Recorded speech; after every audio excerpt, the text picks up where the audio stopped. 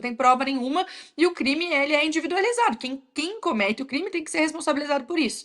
Então esse é o primeiro ponto. E o segundo é que já aconteceu em inúmeros lugares coisas muito piores, queima de estátua, pintura de estátua, deterioração do próprio Congresso Nacional pela turma do MST e nunca ninguém foi punido. Agora a galera tá querendo punir, agora tá todo mundo punido, essa galera toda tá sendo punida por uma coisa que nunca foi tida como um crime antes, embora esteja escrito isso na legislação. Mas ok, se fosse para serem condenados só em relação a isso, que seja condenados culpados, aqueles culpados de imagem que a gente nunca chegou a ver, porque sumiram, porque Flávio Dino, ele era o ministro da Segurança Pública durante esse momento, e cadê essas imagens? Então, a situação ela é caótica no Brasil, e o que a gente vê acontecendo essa semana é só mais um capítulo desse circo que acontece dentro do Congresso Nacional às custas da vida de várias pessoas. Literalmente a vida. A gente tá falando de alguém que perdeu a vida dentro da cadeia por negligência de Alexandre de Moraes, o Clezão. A gente não pode deixar de falar sobre isso. Então, Maria, infelizmente, um capítulo de extrema tristeza que está acontecendo no Brasil essa semana. A gente tem muito a lamentar. Ótimo, Anne. Obrigada pela sua companhia no Sem Rodeios dessa sexta.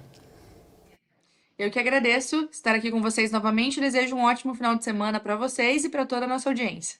Valeu, até. Se não deixou o seu like, deixe, por favor, que é bem importante.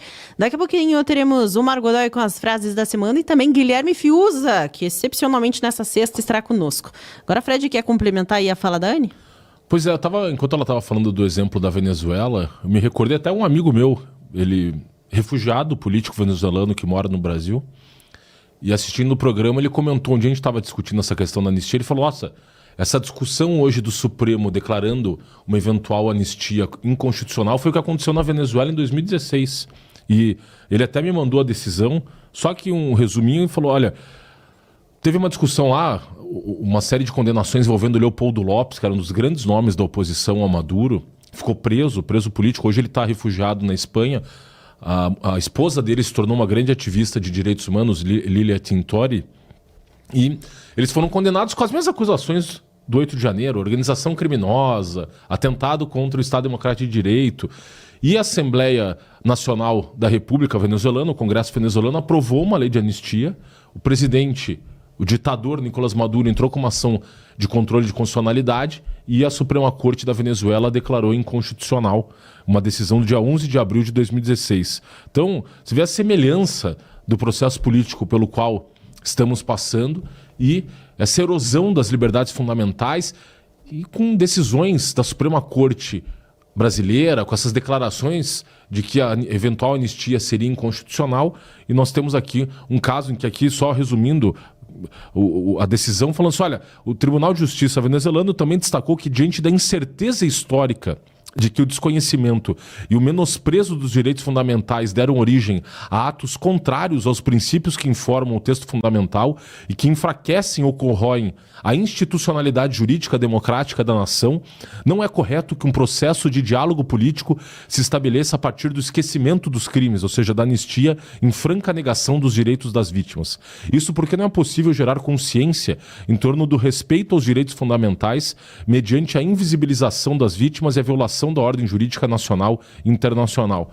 Isso é uma argumentação bem parecida, essa inversão do discurso revolucionário, né, desses agentes do caos em que se transformaram os ministros do Supremo, né, querendo negar a anistia prevista na Constituição, garantida pela Constituição, e seguindo esse exemplo da corte venezuelana, que numa situação similar à brasileira, em 2016, também declarou uma anistia aprovada pelo parlamento venezuelano inconstitucional, em função justamente de a Corte de Justiça venezuelana ter se transformado num braço de opressão, de repressão e a serviço do Poder Executivo da ditadura venezuelana nas mãos do ditador Nicolás Maduro. Perfeito, Fred. Agora, o Mário Marquesi, só para aproveitar um pouco mais sua companhia aqui hoje também, alguns analistas que passaram aqui hoje consideraram que a direita foi inocente de cair aí num possível golpe, não só, né, do governo, da base do governo Lula, do STF, mas principalmente do Centrão, ao aceitar essa anistia, esse golpe dado no projeto da anistia. Qual que é a sua visão? Eu discordo. O texto não estava apresentado antes. O texto não está nem pronto ainda. O que a gente tem é a indicação de que aquele projeto de lei que era para anistiar pessoas que se envolveram em manifestações públicas pelos crimes que eventualmente cometeram, ele vai ser transformado num projeto que vai reduzir a pena dessas pessoas. É isso que a gente tem por enquanto. Agora, peço a todo mundo que vote antes da aprovação do regime de urgência e pergunte, então a oposição não deveria aprovar? Não deveria tentar? Não deveria se esforçar para, pelo menos, ter uma chance de ter um projeto de lei diferente? E também eu já critiquei a oposição muitas vezes, vocês sabem que eu sou muito franco no que eu falo agora. Nesse ponto eu não vejo como. A oposição fez o que era possível, juntou as assinaturas, maioria absoluta dos membros da Câmara dos Deputados, conseguiu a aprovação. Aí o Hugo Mota não queria pautar, agora pautou. Aí votaram a aprovação, porque não é só assinar, tem que votar também, foi o que aconteceu. Agora, para os próximos dias, o relator foi indicado pelo presidente da Câmara, ele vai apresentar um substitutivo ao texto original, que é do Marcelo Crivella, do Rio de Janeiro, e aí nós vamos ter ideia mais ou menos do que vem por aí. Ele já está indicando que vem uma redução de pena. Agora, esse texto não é vinculante para a Câmara. A Câmara pode votar outro texto, como eu mencionei. O PL, por exemplo, pode apresentar 4 destaques na hora da votação, apresentando um texto novo. E aí vai colocar para votar.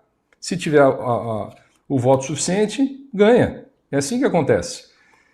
Vamos imaginar que ele não aprove a anistia, aprove uma redução de pena. Aí eu também pergunto às pessoas, mas o que o parlamentar vai fazer na hora que tiver um projeto como esse? 140 pessoas presas ainda.